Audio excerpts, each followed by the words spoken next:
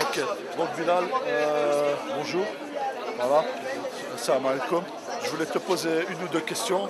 C'était pour informer nos amis sur Internet, pour leur dire qu'est-ce qui s'est passé. Tu sais nous expliquer l'histoire de ce que vous avez vécu. Dans le concret, on est arrivé à l'aéroport de Tel Aviv. On nous a dit, soi-disant, qu'on allait se faire interroger, donc on nous a mis dans une salle d'interrogatoire. Ensuite, on nous a pris par petits groupes. On nous prend par petits groupes en nous disant qu'on va nous faire sortir, qu'on nous conseille plutôt d'aller dans le territoire israélien. On n'a pas voulu, alors ils nous ont amenés à une sortie de secours dans l'aéroport où on a trouvé une quinzaine de policiers qui nous attendaient. On nous a enlevé tous nos GSM, les appareils photo, les affaires, tout. On nous a tout enlevé.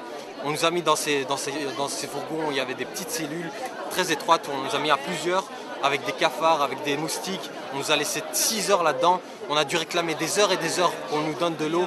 On nous a jeté de l'eau dessus. Les filles ont demandé à aller aux toilettes. Elles n'ont pas eu le droit d'aller aux toilettes. Il y en avait qui avaient besoin des médicaments, ils n'ont pas eu le droit. On est arrivé dans le désert, en plein milieu du désert. Il y a une prison là-bas qui s'appelle Ella. On nous a envoyés là-bas. Et de là, on nous a mis dans les prisons avec aucun contact avec l'extérieur. On a dû rouspéter et rouspéter pour avoir le contact avec l'ambassade. Et une fois qu'on a discuté avec l'ambassade, on a été clair avec lui. On a demandé à avoir un contact avec l'extérieur, à avoir un minimum. Et c'est là que les choses ont commencé à bouger. Sans quoi, si on n'avait pas protesté réellement, on n'aurait rien eu. Est-ce que la version officielle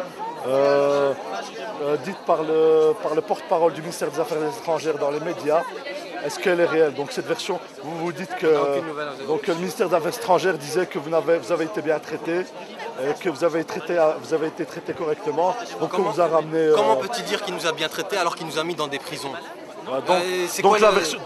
Donc comme vous nous confirmez que la version est fausse, la version du ministère des Affaires étrangères est fausse. Si on aurait été bien traité, on nous aurait demandé où on va, on aurait présenté nos invitations et de là ils nous auraient laissé partir.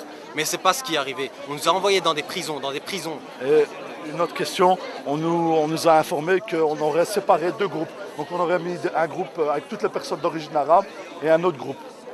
En tout cas, pas de chez nous. Pas de chez vous. Chez nous, il n'y a pas eu ces différences. C'est apartheid, quoi, cette séparation. Non, il n'y a pas eu cette séparation. Il y a eu une séparation entre filles et garçons, mais pas entre arabes et non-arabes. Il n'y a pas eu ça chez nous, mais je n'ai pas de nouvelles d'autres. Ok, du reste. Du reste. Ok, ça va. Ah, c'est bon, moi je te remercie. Shukran, merci. On va faire un. Si tu as encore un dernier mot à dire à la caméra ou au milieu. Si tu as un dernier mot à dire au milieu. On sera là tant que les autres ne reviendront pas, c'est tout. On sera là, c'est tout. Ok, merci. Shukran.